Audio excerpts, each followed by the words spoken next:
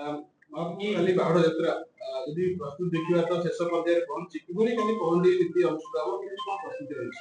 ବଢିଆ ପହଣ୍ଡି କାଲି ଜଗନ୍ନାଥ ମହାପ୍ରଭୁ ଯୋଉ ଏଇନେ ଯେତେ ଦିନ ଖାଇବା ପିଇବା ହେଲା ପୁରା ଚୋସ୍ତ ହେଇକି ବସିଛନ୍ତି।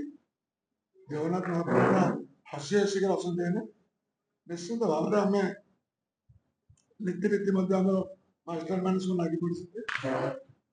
କେମିତି ଜଗନ୍ନାଥ ମହାପ୍ରଭୁଙ୍କର ନୀତି ସରିବ, ସାର ପଶିବ, ଛେନାପଟା ଲାଗି କରାଯିବ, ଯୋଉଟା ପାଇଁ 5ଟା ବେଳେ ମଧ୍ୟ ମୁଁ ମିଟିଂ ଲାଗିଛି ମୋର ଦୈତପତି ଭାଇମାନଙ୍କୁ। ସମସ୍ତେ ଏକଜୁଟ ହେଇ ଆମେ କେମିତି କାଲିର ପହଣ୍ଡି କେମିତି ସୁରକ୍ଷରେ ମହାପ୍ରଭୁ ରଥ ଉପରକୁ ଯିବେ, ତାକୁ ମଧ୍ୟ ରଥ ପାଖର ଯୋଉ ପରିବେଶ ସେଇଟା ମଧ୍ୟ ମୁଁ ଭିଜିଟ କରିଦେଇଛି। ଠାକୁର ଯିବାର କିଛି ଅସୁବିଧା ହବନି। ନିଶ୍ଚିନ୍ତ ଭାବରେ ଜଗନ୍ନାଥ ମହାପ୍ରଭୁ କାଲି ବିଶେଷ କଷ୍ଟ ଦେବେନି ବୋଲି ମୋର ଆଶା ବିଶ୍ୱାସ। ତାଙ୍କ ଇଚ୍ଛା ବିନା କିଛି କହିହବନି। ସବୁ ତାଙ୍କରି ଇଚ୍ଛାରେ ଚାଲେ। ଆମେ ହେଲା ନିମିତ୍ତ ମାତ୍ର।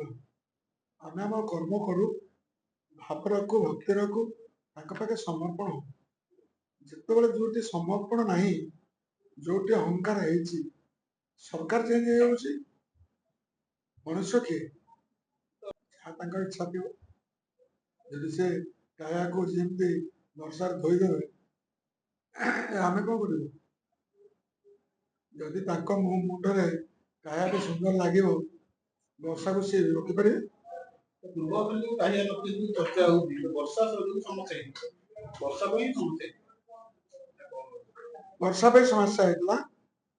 ବର୍ଷାରେ ଥିଲା କାୟା ମଧ୍ୟ ଓଜନ ଥିଲା, ଯୋଉଥିରେ କି କାୟା ମଧ୍ୟ ଠିକ ଭାବରେ ରହିପାରୁନଥିଲା। ବର୍ଷା ହେବା ପରେ ସେ କାୟା ଆସ୍ତେ ଆସ୍ତେ ଆସ୍ତେ ଆସ୍ତେ ଗୋଟେ ଗୋଟେ ଗୋଟେ କରି ଖସିଗଲା। ଆନନ୍ଦ ବଜାରଠୁ ଧରିକିରି 22-5 ହେଲା ବେଳକୁ ବହୁତ ଖସି ଯାଇଥିଲା। ଯୋଉଟା କି ଆମେ ଗୁମୁଟ ପାଖରେ ଯୋଉ କାଠି ପାଟି ଗୁଡାକ ଥିଲା, ଆମେ ବାଜିଗଲୁ। ଆମେ ଠାକୁର ପହଣ୍ଡି କଲା ବେଳେ ସେଗୁଡା ସବୁ ଆଖିରେ କାନରେ ବାଜିବ। ତାକୁ ଆମେ କାଢିକିରି ତା ପୂର୍ବରୁ ଆହୁରି ମଧ୍ୟ ତାପରେ କିଛି ଗିଲାପ ଦେଇ ଆମେ ଜଗନ୍ନାଥ ମହାପ୍ରଭୁଙ୍କୁ ନେଇକିରି ବର୍ଷା ଯୋଗୁ ସରକାରଙ୍କର ବହୁତ ସହଯୋଗ ରହିଛି। ଘଟଣା ହଉଛି କଣଟେ ଜଗନ୍ନାଥ ଦେଖିଲେ ତ ପୁଣି ଗୋଟେ ଆଲୋଚନା ସମାଲୋଚନା ହବ ନା ଏମିତି ହେଇଯିବ? ନିଶ୍ଚିତ।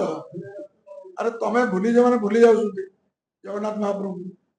ଖାଲି ଆସୁଛନ୍ତି କିଏ ବିଭିନ୍ନ ରୂପରେ ଲୋକ ଆସୁଛନ୍ତି। ଜଗନ୍ନାଥ ତାଙ୍କର ତ କିଛି ଗୋଟେ ଦେଖିବେ ନା ନାଇଁ?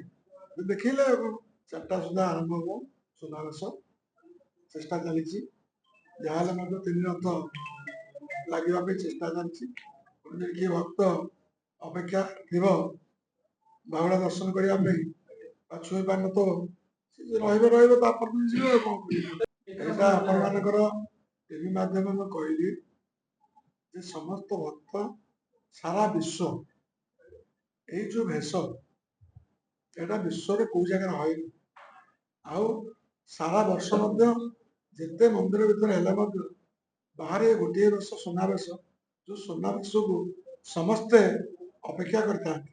ଖାଲି ଓଡିଶା ନୁହଁ, ଭାରତ ବର୍ଷ ନୁହଁ, ଭାରତ ବାହାରେ ମଧ୍ୟ।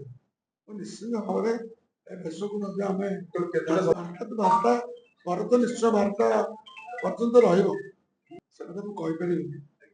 କାରଣ ରଥ ମଧ୍ୟ 2 ମାସ ପରେ ଯାଇଛି କିମ୍ବଦନ୍ତୀ। ଠାକୁର ମଧ୍ୟ ଗୁଣ୍ଡିଚାଗ ରହିଯାଇଥିଲେ ସିଂହାସନ ଓହ୍ଲେଇକି। ଚେଷ୍ଟା ରହିବ ଯେମିତି ଲାଗେ। ଚେଷ୍ଟା ମାନେ ସବୁ ତାଙ୍କରି ନେଲା, ସେ ଯାହା କରିବେ। ଆରେ ଆମେ କଣ କରିବା? ଦର୍ଶନ ଭିତରେ ଛତପୁର ଭିତରେ ସନ୍ଧ୍ୟା ସମୟରେ ଯୋଉ ସନ୍ଧ୍ୟା କଣ ପ୍ରଶାସନ 11ଟା ବେଳୁ ସନ୍ଧ୍ୟା ଦର୍ଶନ ଆଜି ବିଧି ଆରମ୍ଭ ହେଇଗଲାଣି। ସେ ଯୋଉ 5ଟା ବେଳେ ଟାଇମ ଦିଆଯାଇଛି, ଆମେ ଯଦି ଏକୁ ନ କରିବା ଠିକ ଭାବରେ, ତାହେଲେ କାଲି ପହଣ୍ଡି ହବନି। ସବୁ ଯିବ ବୋଲି ଆମ ମନକୁ ନୁହଁ କି? ନିଶ୍ଚିନ୍ତ ଭାବରେ କାମ ଠିକ ଅଛି।